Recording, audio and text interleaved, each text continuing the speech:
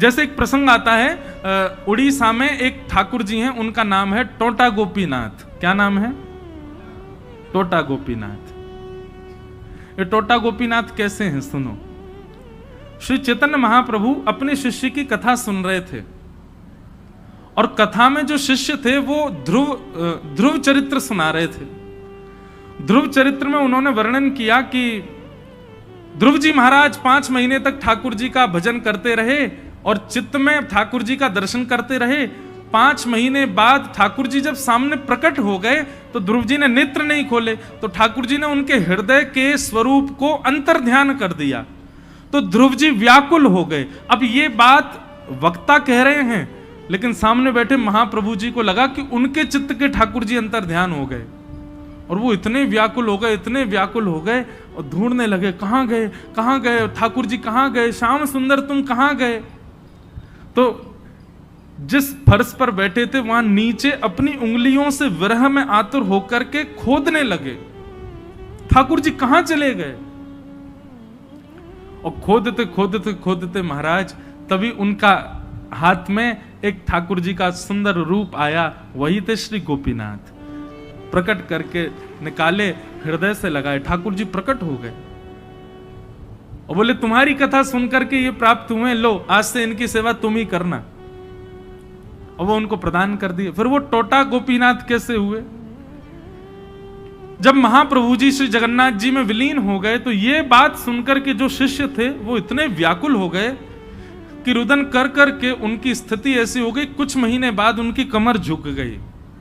तो ठाकुर जी की सेवा में जब जाते थे तो मुख का स्पर्श नहीं कर पाते थे, चंदन लगाते थे तो मुख की जगह गाल पे लगता, होठों पे लगता, नाक पे लगता। दर्शन करके बड़े चिंतित होते, बोले ठाकुर जी अब मैं आपकी सेवा नहीं कर पाता। तो उन्होंने एक सेवक रख लिया सेवा में।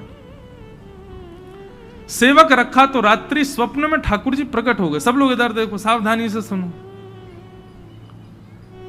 रात में ठाकुर जी स्वप्न में आए और आकर के कहा आपने किसी सेवक को क्यों लगाया हमारी सेवा में?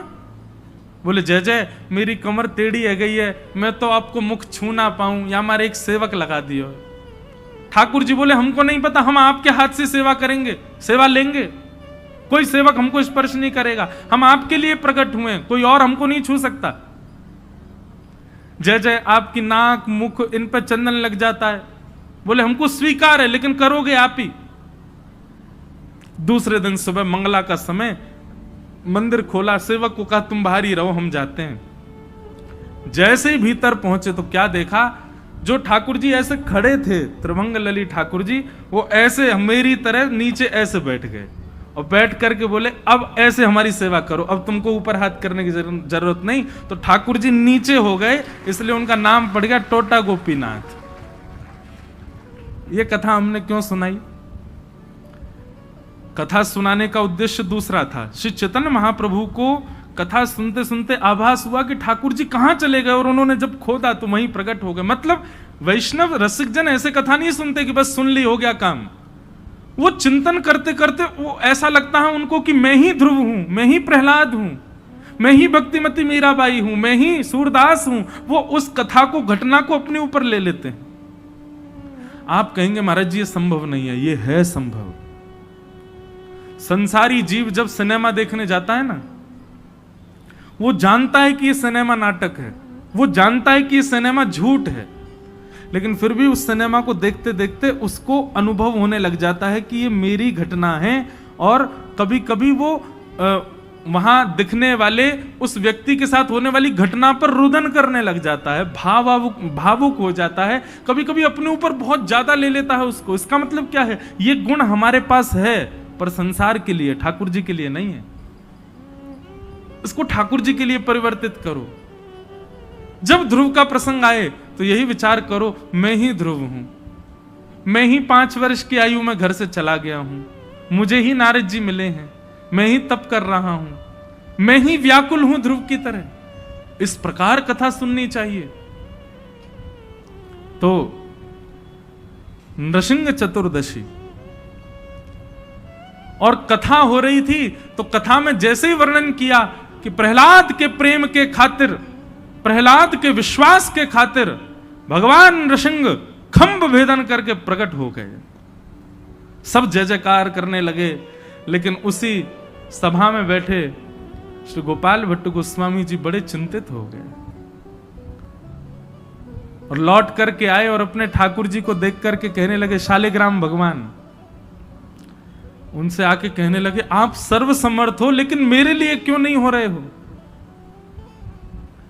आप खंभ से प्रकट हो सकते हो नृसिंह बनकर के प्रहलाद के लिए, मेरे लिए क्यों नहीं प्रकट हो सकते शालिग्राम से? अच्छा एक बात बताएं, ये गोपाल भट्ट गोस्वामी जी की जो वेदना थी ना, ये बहुत दिनों से थी। एक बार का प्रसंग आता है कि सब मंदिरों में हिंडोला हो रहा था, हिंडोला उत्सव चल रहा था, ठाकुर जी झूला झूल रहे थे। हमारे वृंदावन में सावन के महीने में सारे मंदिरों में झूला पड़ जाते हैं, ठाकुर जी झूला झूलते हैं।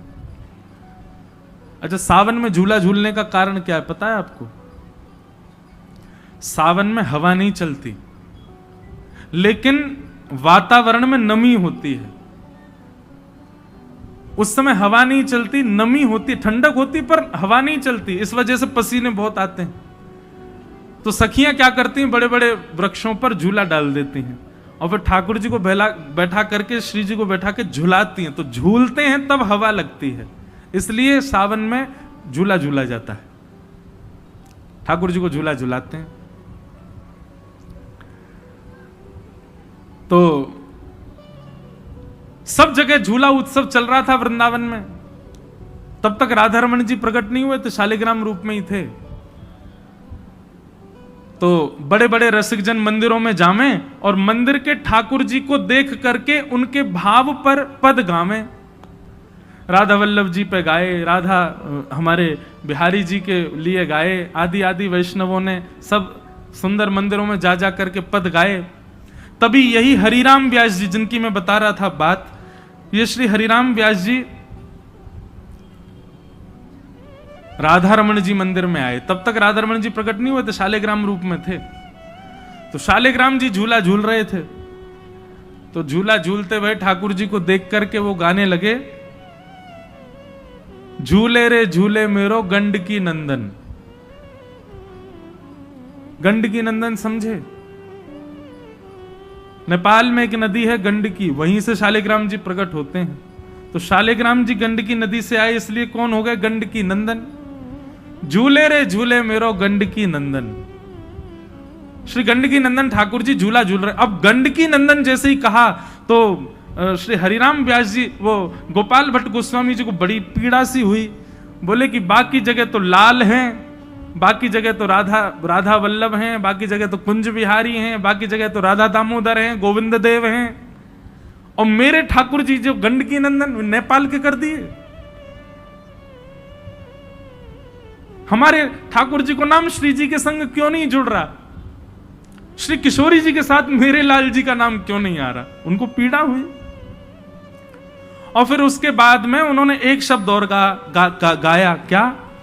मानहु भांट कढ़ी में बोरे, अंग लगायो चंदन।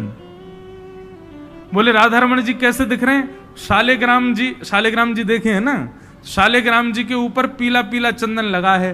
तो हरिराम व्यास जी गा रहे हैं, बोले ऐसा लग रहा है जैसे पकौड़ी जो है वो कढ़ी में बोर के रख दी हो।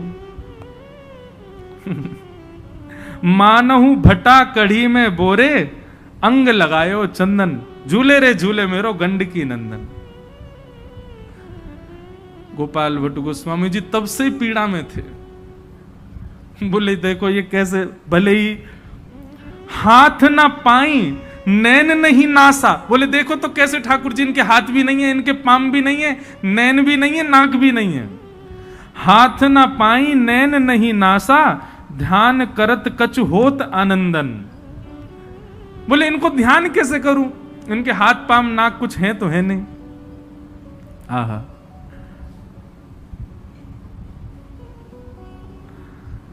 जालंधर अरु वृंदावल्लभ, गर्वे व्यास कहा कही छंदन। हरिराम व्यास जी बोले अब इनके ऊपर क्या छंद बना करके गाऊं मैं? ठीक है जैसे भी हैं सुंदर हैं ठाकुर जी, झूल लें। तो किसी के ठाकुर जी के बारे में कुछ भी कह दो भैया, कैसे वो सही वाक्य ठाकुर जी हैं। गोपाल भट्ट गोस्वामी जी तब से बड़े विरह में थे, बोले कि आपका नाम श्री जी के संग नहीं जोड़ा, आपके हाथ पांव नाक क्यों नहीं है। विरह करते करते करते करते और ये नरसिंह चतुर्दशी आई, और जब नरसिंह चतुर्दशी पे कहा कि खम्भ भेदन करके नरसिंह भगवान प्रकट हो गए, तो गोपाल भट्ट गोस्वामी जी लड़ने लगे अपने ठाकुर जी से। बोले आप प्रहलाद के लिए प्रकट हुए हैं खम्भ से, इसका मतलब है आप प्रकट हो सकते हैं, मेरे लिए शालिग्राम से प्रकट नहीं हो सकते। और विरह वेदना में व्याकुल रुदन करते रहे ठाकुर जी के आगे। और नरसिंह चतुर्दशी पूर्ण हुई और आज का दिन बुद्ध पूर्णिमा प्रकट। सुबह जैसे ही नेत्र खोल करके देखे महाराज, तभी क्या पाया कि सामने सिंहासन पर जहां शालिग्राम जी रखे रहते हैं, वहां जैसे मानो कोई ऊंची वस्तु पर कपड़ा डाल दिया हो, ऐसे कपड़ा पड़ा हुआ है। गोपाल भट्ट गोस्वामी जी बोले जे कहा है, वो मेरे ठाकुर जी कहाँ हैं? खूब ढूंढे नहीं मिले। जैसे ही महाराज वो वस्त्र ऊपर उठा करके देखा, त्रिभंग ललित श्री राधा रमण लाल वहां खड़े हुए हैं। बोलो राधा रमण लाल की, श्री गोपाल भट्ट गोस्वामी जी महाराज की। तब भी उनको लगा कि शायद कोई और के ठाकुर जी हैं का। बोले कोई और धर गयो दिखे, इधर उधर देखे, मेरे शालिग्राम जी कहाँ हैं। तभी हाथ जैसे ही ठाकुर जी के पीछे लगाया तो श्री राधा रमण जी की कमर पे ही ठाकुर जी, उनमें से ठाकुर जी प्रकट है गए, श्री राधा रमण लाल। श्री गोपाल भट्ट की हम लोग क्या गाते हैं? श्री गोपाल भट्ट जू की हृदय वेदना प्रगट्यो शालिग्राम। श्री गोपाल भट्ट जू की हृदय वेदना प्रगट्यो शालिग्राम। श्री गोपाल भट्ट जू की हृदय वेदना प्रगट्यो शालिग्राम। श्री गोपाल भट्ट जू की हृदय वेदना प्रगट्यो शालिग्राम। कौन? रूप सुधा को खान हमारो, रूप सुधा को खान हमारो, रूप सुधा को खान हमारो, रूप सुधा को खान हमारो। प्यारो राधा रमण जुलाल वृंदावन, प्यारो वृंदावन, वृंदावन प्यारो वृंदावन। हे श्री वृंदावन मेरो वृंदावन, वृंदावन मेरो वृंदावन। रूप सुधा को खान हमारो, रूप सुधा को खान हमारो। प्यारो राधा रमण जुलाल वृंदावन, प्यारो वृंदावन, वृंदावन प्यारो वृंदावन। हे श्री वृंदावन मेरो वृंदावन, वृंदावन मेरो वृंदावन। श्री राधा रमण लाल की। जोर से बोलो बधाई हो। नेक और जोड़ते बधाई हो, बधाई हो। आप सबन को हमारे प्यारे श्री ठाकुर राधा रमण लाल जी के प्राकट्य की खूब खूब बधाई। ऐसे श्री ठाकुर जी जैसे श्री गोपाल भट्ट जी के हृदय से प्रकट भये, ऐसे ही हमारे भाव से हमारे हृदय के ठाकुर भी कभी प्रकट हों, ऐसी भावना। तो आज कथा का विश्राम दिवस है और इतनी सुंदर सुंदर तिथियां आई हैं इस कथा में। वैशाख का महीना है ही बहुत पावन, बड़े बड़े आचार्यों का प्रादुर्भाव इस मास में हुआ। हमारे श्री राधा रमण लाल जी का प्रादुर्भाव, और ठाकुर जियों में देखो तो नृसिंह भगवान का प्रादुर्भाव वैशाख में। आज बुद्ध भगवान का प्रादुर्भाव वैशाख में, आज बुद्ध पूर्णिमा भी है। तो बड़ा पावन महीना है वैशाख का। श्रीमद वल्लभाचार्य जी महाराज, श्री रामानुजाचार्य जी महाराज, श्री हितहरिवंश महाप्रभु जी महाराज, बड़े बड़े आचार्यों का प्रादुर्भाव इस मास में हुआ। तो ऐसे मास को हम प्रणाम करते हैं, आज के पावन दिवस को हम प्रणाम करते हैं। आज हमारे मध्य बड़े हमारे प्रिय पूज्य भैया जी पधारे हैं और आप श्री के पूज्य पिताजी महाराज, जिनको लगभग मुझे लगता है सबने सुना होगा, पूज्य श्री राजेश्वरानंद जी महाराज, श्री राजेश रामायणी जी महाराज, राम कथा के अद्भुत गायक। आपने गोस्वामी तुलसीदास जी महाराज के, उनको तो यही कहेंगे कि वो गोस्वामी जी के ही स्वरूप में थे। हमारे यहां साल में एक बार कथा होती है वृंदावन में, जहां हमारे पूज्य दादा गुरुदेव के, पूज्य श्री रामानुज गुरु जी के वैकुंठ उत्सव के उपलक्ष्य में पूज्य पिताजी महाराज कथा करवाते हैं। तो वृंदावन में एक बार की सेवा कथा के लिए आपके पूज्य पिताजी महाराज पधारे, श्री राजेश रामायणी जी महाराज। इतना सुंदर कथा का क्रम करने वाला वक्ता शायद इस पृथ्वी को भविष्य में प्राप्त हो, ऐसी प्रार्थना तो है, पर संभव तो अभी इस पृथ्वी पर कोई नहीं है। इतने सुंदर भगवान श्री राम और सुंदर भावों को प्रकट करने वाले वक्ता ऐसे पूज्य श्री महाराज जी। मैं एक बात कहूं महाराज जी कि कभी कभी मेरे मन में भाव आता है कि यदि कथा करने से, ठाकुर जी की सेवा करने से कभी ठाकुर जी प्रसन्न होकर प्रकट हो गए और मुझसे कहने लगे कि लाला कछु मांग ले, तू कछु मांग ले, मैं तुमको कछु देना चाहूं, तो मेरे मन में भाव आवे मैं 2 वस्तु मांगूंगा ठाकुर जी से, और वस्तु भी नहीं, 2 व्यक्ति मांगूंगा। प्रथम तो वो जिनकी कृपा से मैं व्यासपीठ पर बैठा हूं, मेरे पूज्य नाना जी महाराज, और दूसरे हमारे श्री राजेश रामायणी जी महाराज। इन 2 महापुरुषों के भाव इतने अद्भुत हैं, इतने अद्भुत हैं कि उसका व्याख्यान शब्दों में नहीं किया जा सकता। ऐसे पूज्य महाराज जी, उनका सानिध्य हमको प्राप्त हुआ, उनके सानिध्य में वृंदावन में कथा हुई, और आप श्री ने भरत मिलाप तक की कथा ही कह पाए थे, पर बहुत सुख मिला। मतलब 9 दिन की कथा में एक दिन भी ऐसा नहीं था कि प्रथम श्रोता से लेकर अंतिम श्रोता तक जिसके नेत्र सजल ना रहते हों। ऐसी अद्भुत कथा, ऐसे अद्भुत महाराज जी को हम प्रणाम करते हैं। आप उनके आत्मज हैं, आपको बारंबार वंदन करते हैं। आप इतना स्नेह भाव प्रेम रखते हैं, आपको बहुत बहुत प्रणाम।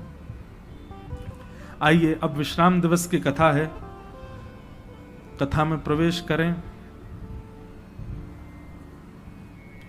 ठाकुर जी का विवाह श्री रुक्मणी जी के साथ में हुआ, और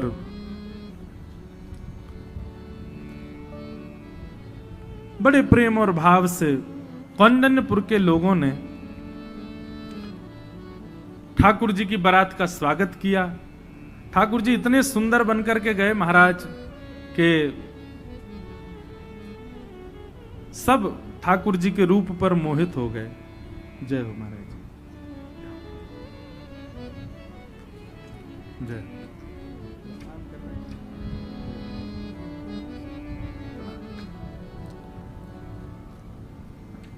जय श्री कृष्ण। बोलो वृंदावन बिहारी लाल की जय। श्री रुक्मणी जी के साथ में ठाकुर जी का विवाह संपन्न हुआ। लोग बाग बड़े प्रश्न करते हैं, बोले भगवान ने राधा रानी से ब्याह नहीं किया, किशोरी जी से ब्याह नहीं किया और रुक्मणी जी से ब्याह किया। भैया इसके लिए तो आप हमारी अलग से कथा सुनो, वहां हम स्पष्ट बताएं कि श्री जी कौन है। श्री जी के रूप को पहचानो, जिस रूप को ब्रह्मादि देवता भी नहीं पहचान पाते, हमारी तो क्या ही सामर्थ्य होगी। पर किशोरी जी कोई अलग नहीं है, कोई विलग नहीं है भैया। हमारी वृंदावनेश्वरी श्री राधा रानी साक्षात कृष्ण स्वरूप ही हैं।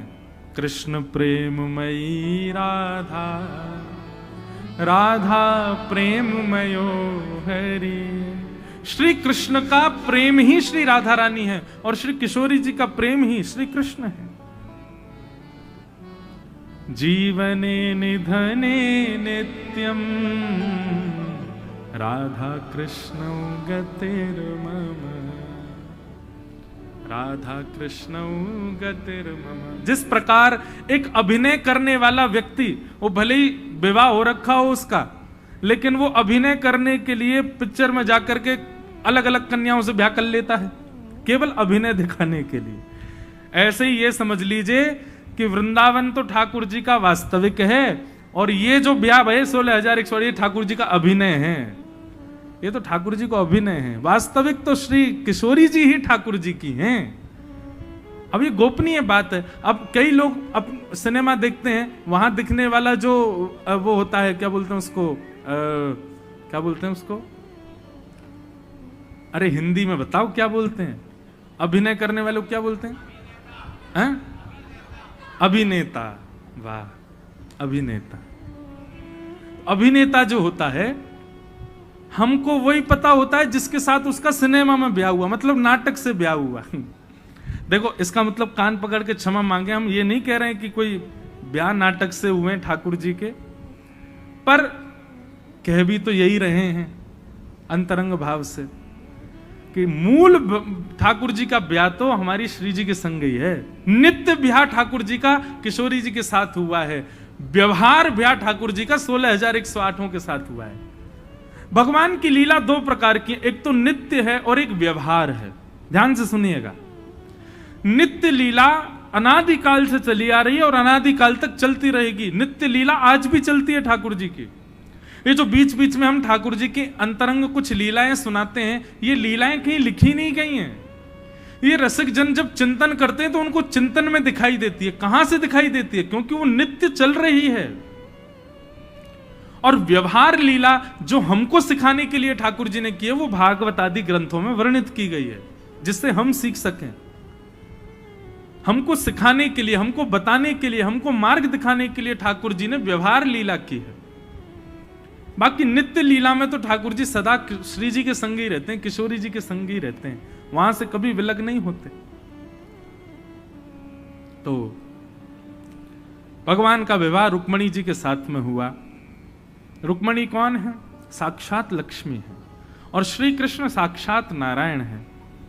नारायण लक्ष्मी के हैं और लक्ष्मी केवल नारायण की है, यह बताने के लिए यह विवाह संपन्न हुआ है। कितना भी प्रयास कर लीजिए, लक्ष्मी के पीछे भागते रहिए, लक्ष्मी के पीछे पड़े रहिए, पर लक्ष्मी सदा नारायण की रहती है, उनके अतिरिक्त किसी की नहीं हो सकती। आपके पास यदि लक्ष्मी है तो वो मातृवत है, मां के रूप में होगी, पुत्री के रूप में होगी, पर पत्नी के रूप में आपके पास लक्ष्मी कभी नहीं आ सकती। और यदि कोई प्रयास करे उस भाव में लेने का भी, तो वो बहुत बड़ा उसका दुर्भाग्य होगा। लक्ष्मी को कभी पत्नी मत मानो। भगवान का विवाह हुआ।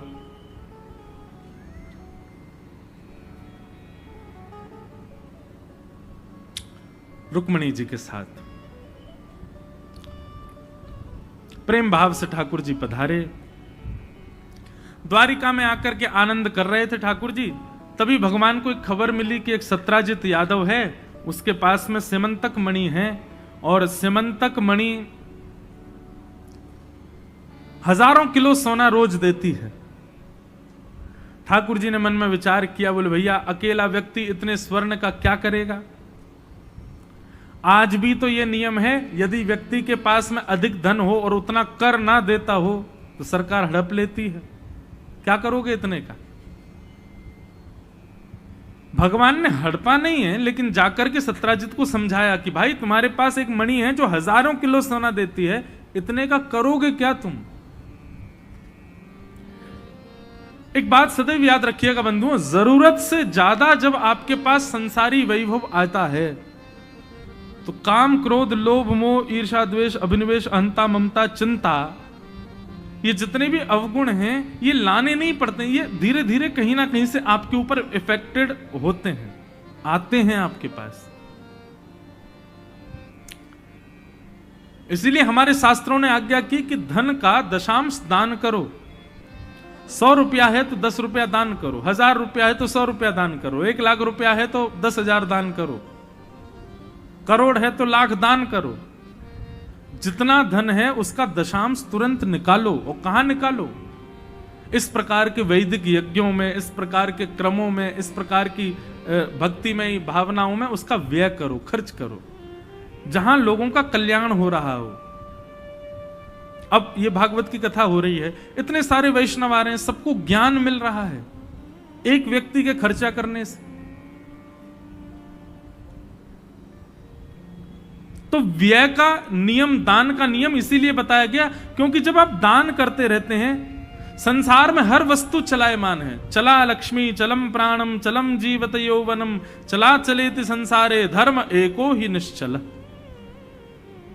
हर वो वस्तु चलायमान है जिसको आप कभी नहीं चाहते कि मुझसे दूर जाए। सबसे पहला लक्ष्मी, आप कभी नहीं चाहते कि वो आपकी खर्च हो, पर होगी। और श्रीमद् भागवत में वर्णन है, यदि कोई व्यक्ति लक्ष्मी को दबाता है, गुप्त करता है, छुपाता है, कहीं गाड़ देता है, जबरदस्ती रख देता है कि मुझे खर्च ना करना पड़ जाए, किसी को दिख ना जाए, तो कहते हैं ऐसे व्यक्ति के पंचदेव रुष्ट हो जाते हैं। सूर्य रुष्ट हो जाते हैं, गणपति रुष्ट हो जाते हैं, देवी रुष्ट हो जाती है, नारायण रुष्ट हो जाते हैं, रुद्र रुष्ट हो जाते हैं।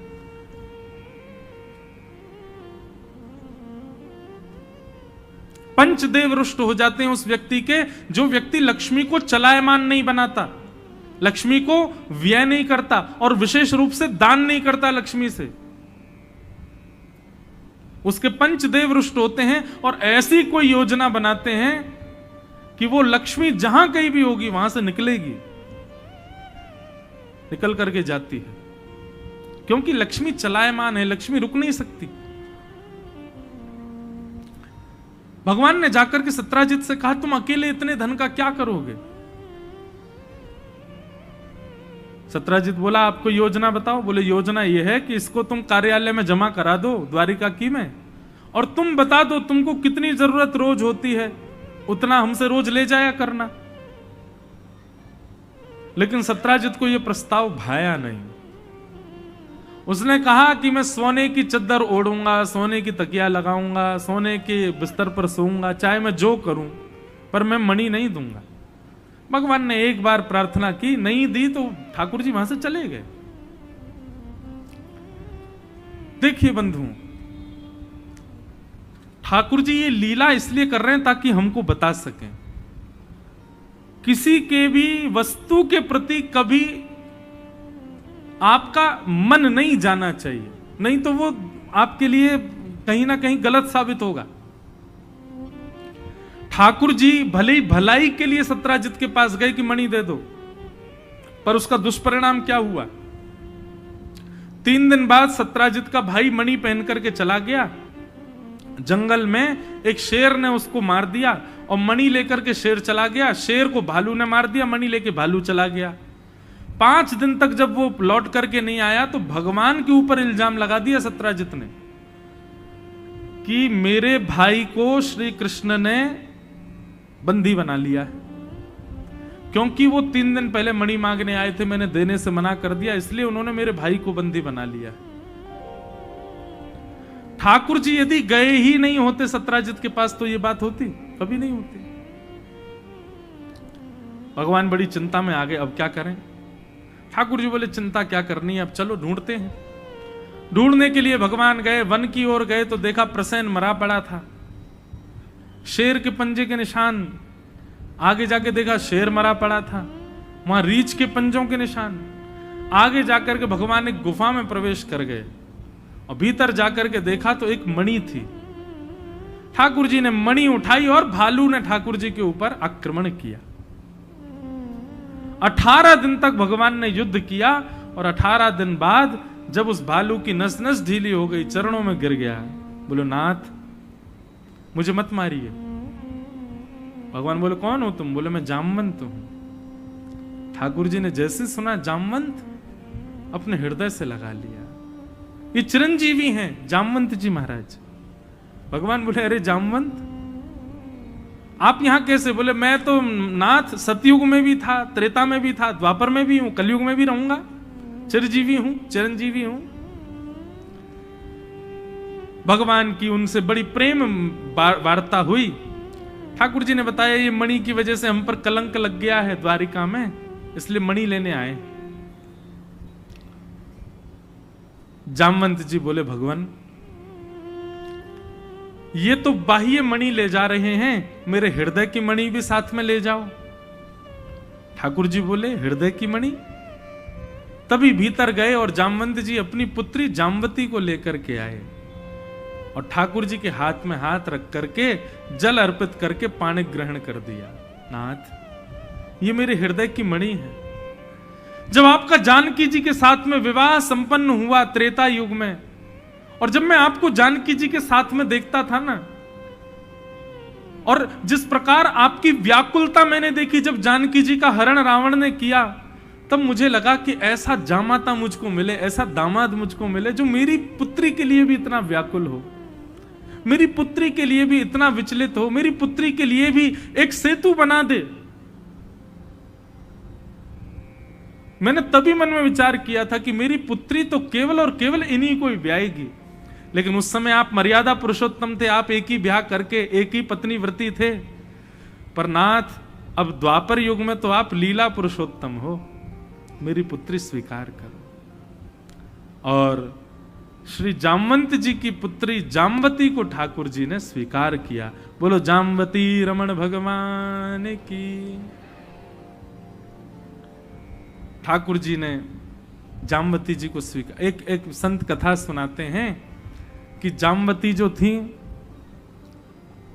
ये भालू के आकार की थी। ठाकुर जी ने मन में विचार किया, बोले एक कलंक हमारे ऊपर से हटेगा, दूसरा लगेगा। द्वारिका के लोग बोलेंगे वाह रे द्वारिकाधीश, तुमको इंसान नहीं मिला था, द्वारिका की बहू भालू को बना लाए हो। सुबह सुबह रुक्मणी देव की मैया को प्रणाम करने जाती है। देव की मैया बोलती है रुक्मणी का मुख देख करके पूरा दिन बढ़िया जाता है। अब सुबह सुबह जामवती प्रणाम करने जाएगी, और जामवती प्रणाम भी करेगी तो नाखूनों से ही करेगी।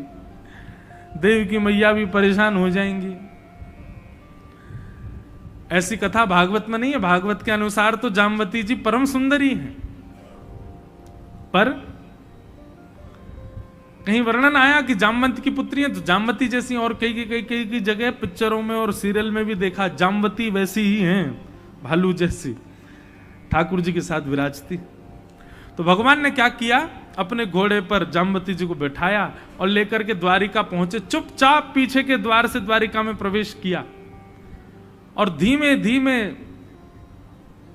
ब्रह्म मुहूर्त का समय था, सुबह सुबह 4-5 बजे ठाकुर जी पहुंचे थे। ठाकुर जी ने देखा रुक्मणी तो स्नान आदि करके सेवा के लिए मंदिर में गई है। भगवान ने तुरंत रुक्मणी जी का कक्ष खोला और जामवती को उसमें बैठा दिया। बैठा करके कक्ष बंद करके जैसे ही मुड़े तो रुक्मणी जी वापस आ गई।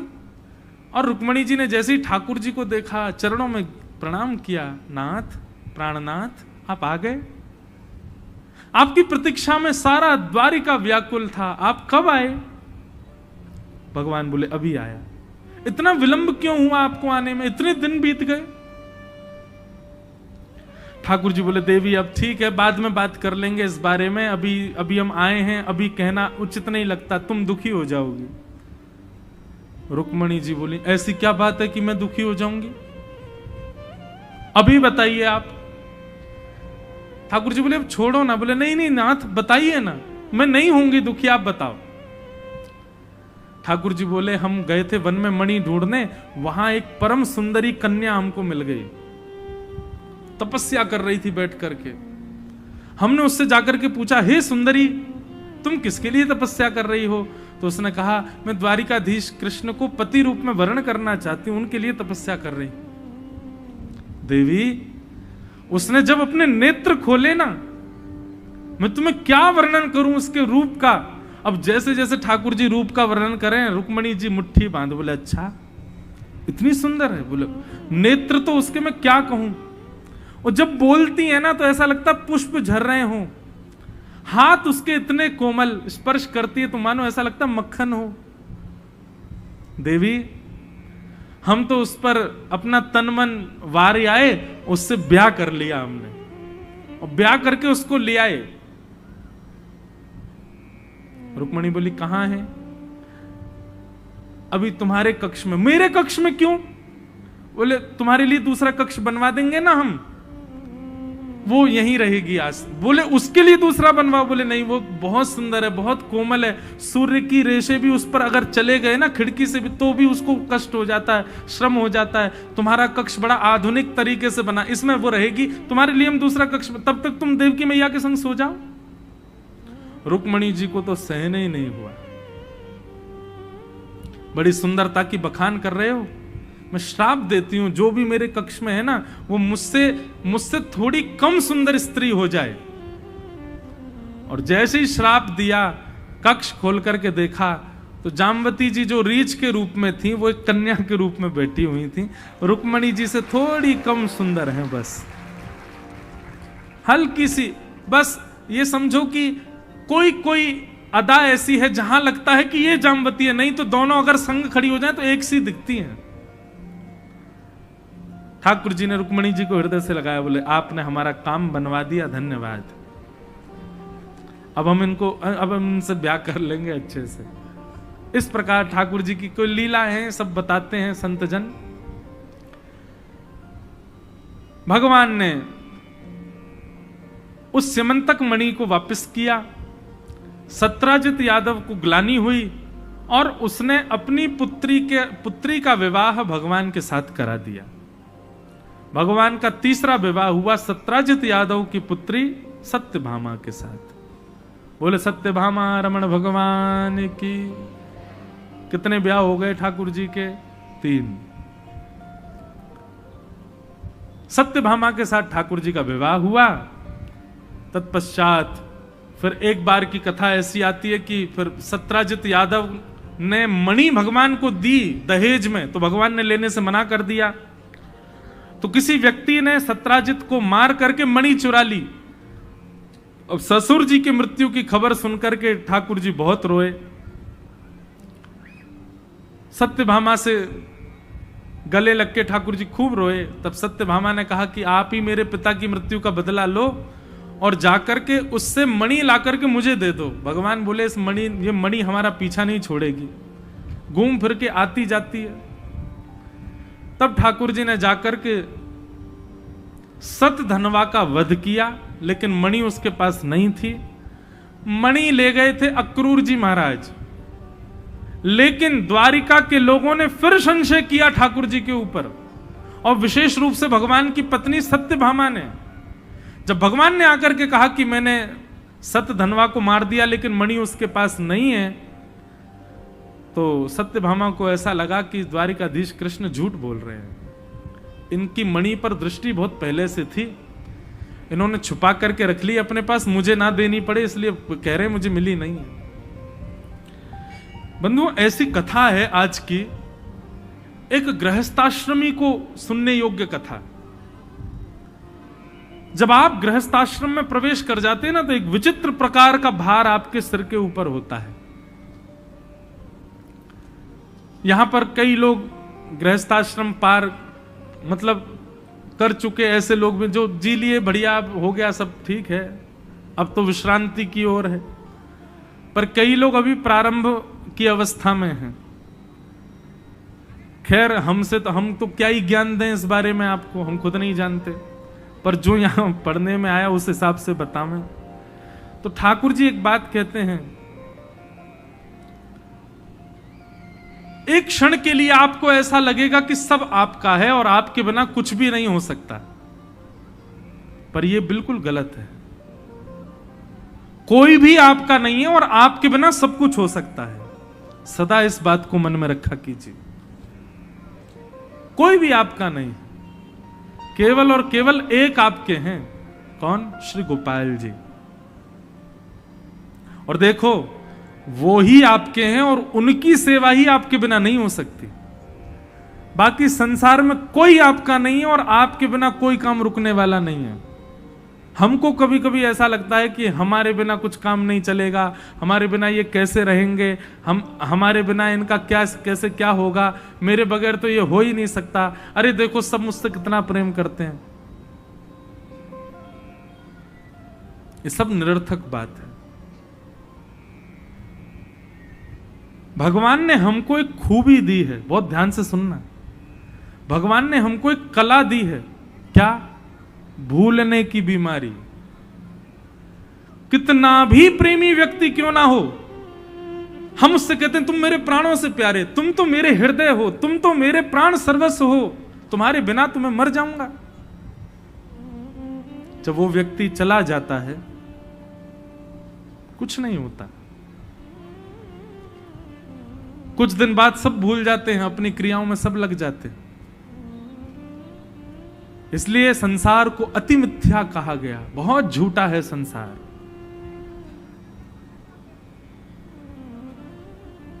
हम व्यास मंच पर बैठ करके कथा कर रहे हैं, आप सब लोग हमको पूज रहे हो, वंदन कर रहे हो। कल को कोई आदमी यहां चिल्ला दे, बोले महाराज जी पीते हुए पकड़े गए, और ये कहना भूल जाए चाय पीते हुए, तो उतने में ही हल्ला मच जाएगा, ओ लग ही रहा था उनकी आंखें भी ऐसी हैं। जब हमने कथा करना प्रारंभ किया तो हमारे माताजी के पास, पिताजी के पास, सब लोगों के पास लोग बाग कहे, बोले कि आपके पुत्र कुछ खा के बैठते हैं कथा में, उनकी आंखें ही नहीं खुलती, पूरी ऐसी रहती हैं। लोग बागों को बहाने चाहिए कुछ भी। एक जगह मैं खड़ा हूं, पहन के चलता हूं, तो मैं लड़खड़ा गया तो बोले महाराज जी देखो लड़खड़ा रहे हैं। तो भाई संसार बड़ा विचित्र है। आज सब आपको पूज रहे हैं, सब आपको पूछ रहे हैं, सब आपको वंदन कर रहे हैं, तो इस बात के लिए तैयार रहिएगा कि कल आपकी हल्की सी भूल इन्हीं लोगों को आपका शत्रु भी बना देगी। ये संसार का नियम है भैया। यहां भगवान को नहीं छोड़ा गया, हम तो इंसान हैं। यहां ठाकुर जी को नहीं बख्शा गया था। इसलिए कभी भी प्रभुता अपने सिर पर मत चढ़ने दीजिएगा। कभी भी चार लोगों का प्रेम, उससे प्रसन्न मत हो जाइए, ओहो मुझसे कितना प्रेम करते हैं सब। भगवान की बहुत बड़ी कृपा है कि आपसे लोग रूठे ही रहते हैं, आपसे ज्यादा प्रेम नहीं होता लोगों को। अब वो बात अलग है कि आपकी गलती की वजह से प्रेम नहीं करते, वो तो फिर गलत है। पर आप अच्छे हो फिर भी आपसे किसी को प्रेम नहीं है, तो इसमें भगवान की कृपा समझिएगा। ठाकुर जी संबंध कम बनवाने दे रहे हैं, संबंध कम करवा रहे हैं, थोड़ा लोग बाग कम ही हैं, प्रसन्न होइए।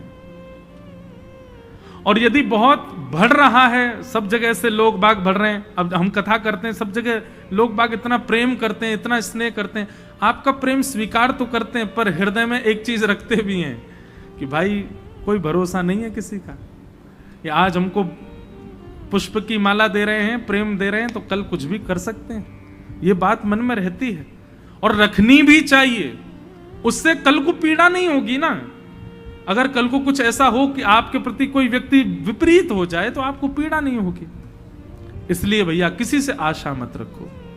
आशा एक राम जी से, दूजी आशा छोड़ दे, नाता एक राम जी से, दूजा नाता तोड़ दे, बिन गोपाल को नहीं अपनो। ठाकुर जी से सारे संबंध मानो बस। तो ठाकुर जी के ऊपर सब लोगों ने फिर से शक किया कि मणि इन्हीं के पास है, और अब की बार सब में स्वयं की पत्नी भी आ गई, सत्यभामा। वो ठाकुर जी से 1 वर्ष तक उसने बात नहीं की, क्यों? मेरे पिता की मणि छुपा ली है इन्होंने। भगवान बोले यही संसार है। आपको पता है संसार का नाम क्या है शास्त्रों में? दुखालयम शाश्वतम। इस संसार को कहा जाता है दुखालय। जैसे विद्या के स्थान को विद्यालय, भोजन के स्थान को भोजनालय, कार्य के स्थान को कार्यालय, ऐसे ही दुख जहां है उसको क्या बोलते हैं? दुखालय। जो लोग सोचते हैं कि हम सुखी रहें यहां पर, गलत सोच रहे हो, गलत मार्ग पर चल रहे हो आप। यहां सुख है ही नहीं, यहां केवल दुख है, और वही भोगना पड़ेगा आपको। स्वामी विवेकानंद कहते हैं कि अगर एक दिन भी आपका बिना किसी चुनौती के निकलता है तो इसका मतलब आप जी नहीं रहे हो। हर दिन एक चुनौती है तो समझो हां दुखालय में हो आप। इसलिए भैया यहां किसी से उम्मीद मत रखना, केवल ठाकुर जी से रखो, क्योंकि संसार मिथ्या है। यहां प्रेम संबंध कोई नहीं निभाता है। ये झूठ दिखाते हैं सिनेमा वाले, ऐसा प्रेम और महाराज मरते दम तक प्रेम, ऐसा कहीं नहीं होता है। सुर नर मुनि जन की यह रीति, स्वार्थ लाग करहि सब प्रीति। सब आपसे स्वार्थ से जुड़े हुए, निस्वार्थ भाव से आपको कोई नहीं बचता। निस्वार्थ भाव से आपके पास केवल एक हैं और वो हैं गोपाल जी। उनका आपसे कोई स्वार्थ नहीं है, आप उनके किसी काम के नहीं हो। आपकी वजह से उनके तीनों लोकों में कोई लाभ नहीं होता। आपकी वजह से उनकी सेवा रुक जाएगी क्या? नहीं, कुछ नहीं। आप बिल्कुल उनसे पूछो मत, बिल्कुल मंदिर मत जाओ, तब भी उनका सब चलता रहेगा। लेकिन फिर भी वो आपके घर में बैठे हैं, आपकी प्रतीक्षा करते हैं। तुम बना के लाओगे तो भोजन पाएंगे, तुम सुलाओगे तो सो जाएंगे, तुम उठाओगे तो उठ जाएंगे, तुम जल पिलाओगे। क्यों? क्योंकि यही वास्तविक प्रेम है। उनको आपसे कोई मतलब नहीं। आप करोड़पति हो जाओ, बड़े बंगले में, बड़े मंदिर में ठाकुर जी को विराजमान कर दो, वो तब भी आपके रहेंगे। किसी दिन भगवान ना करे आपका सब लुट जाए, एक किराए के मकान में आ जाओ, वहां पर अपनी अलमारी में आकर के ठाकुर जी को रख दो, ठाकुर जी वहां भी स्वीकार कर लेंगे। जब बड़े बंगले में गए थे तो आपके सारे मित्र आने लगे लौट लौट कर, अरे भाई ये हमारा मित्र है, हमारा मित्र है। और जब मकान में चले गए किराए के में तो अपने ही पहचानने से इनकार कर देते हैं, अरे ये कौन, हम तो इसको नहीं जानते। पर ठाकुर जी आपको कभी नहीं छोड़ सकते। इसलिए मैं कहता हूं प्रेम संबंध केवल और केवल ठाकुर जी निभाते हैं और संसार में कोई नहीं निभाता। भगवान के ऊपर, द्वारिकाधीश के ऊपर सब लोगों ने संशय किया।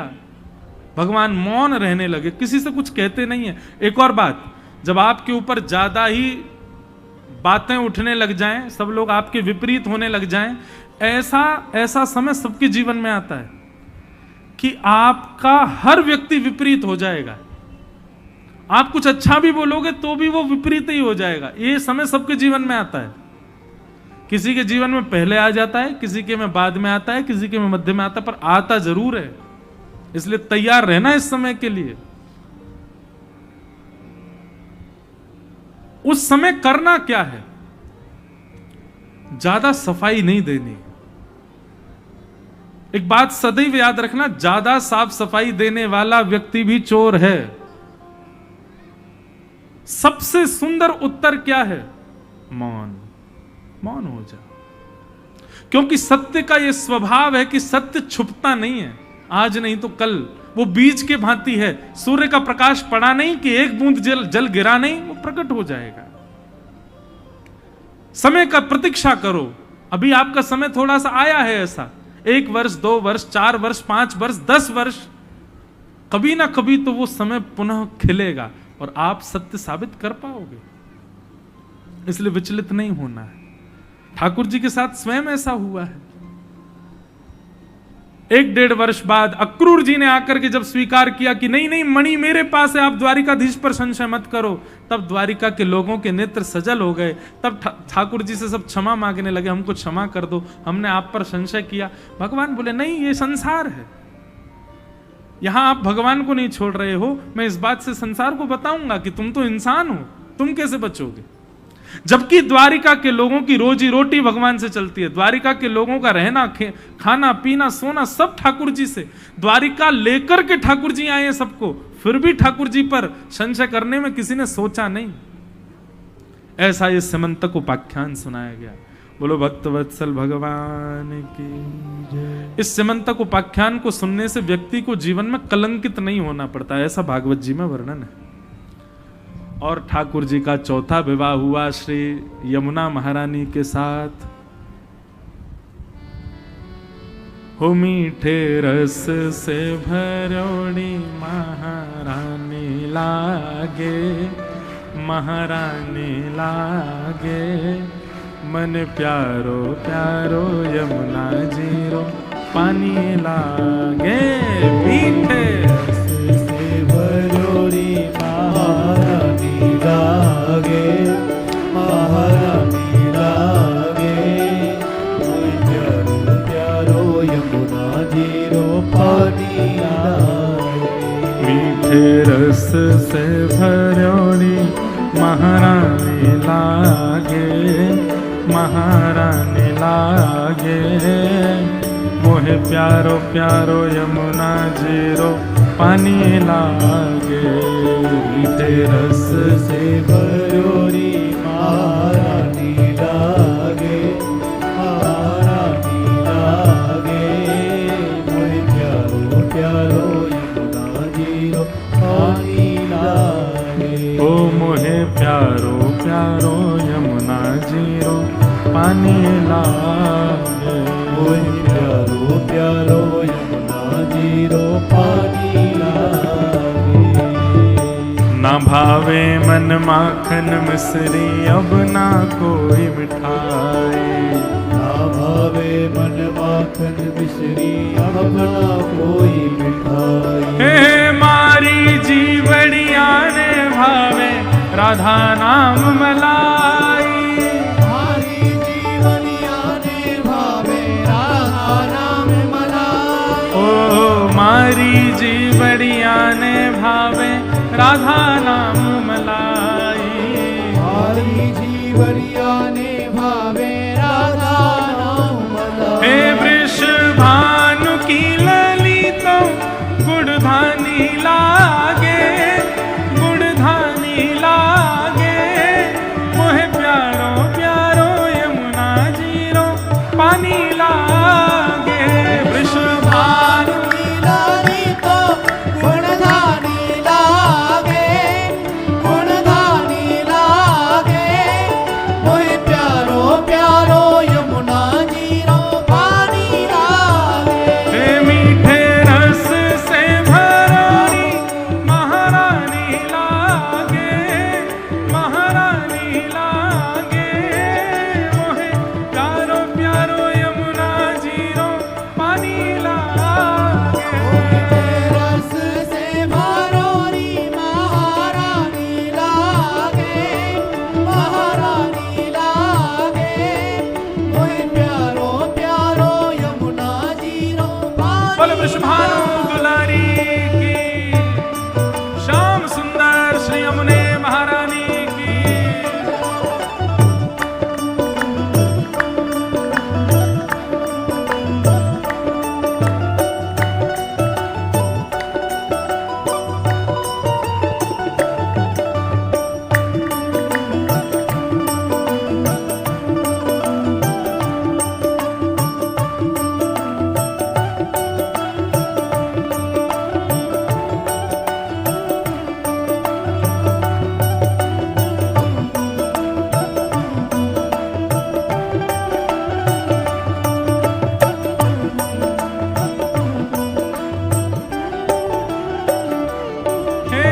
कान्हा नित मुरली में तेरे सुमिरे बारंबार। कान्हा नित मुरली में तेरे सुमिरे बारंबार।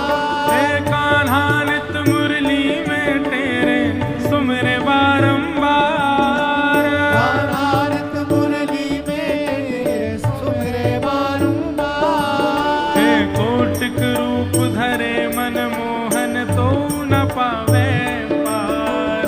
कोटिक रूप धरे मन मोहन तो न पावे पार। कोटिक रूप धरे मन मोहन तो न पावे पार। कोटिक रूप धरे मन मोहन तो न पावे। जहो रूप रंग की छबीली पटरानी लागे, पटरानी लागे। मोहे प्यारो प्यारो यमुना जीरो पानी लागे। रंग की रंगीली पटरानी